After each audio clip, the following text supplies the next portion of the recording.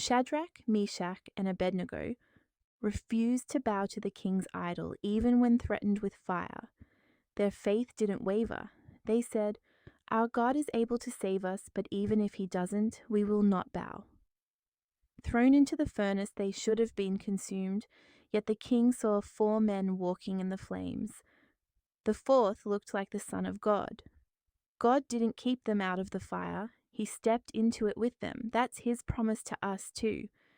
Be thankful for the presence that never leaves, even in the fire.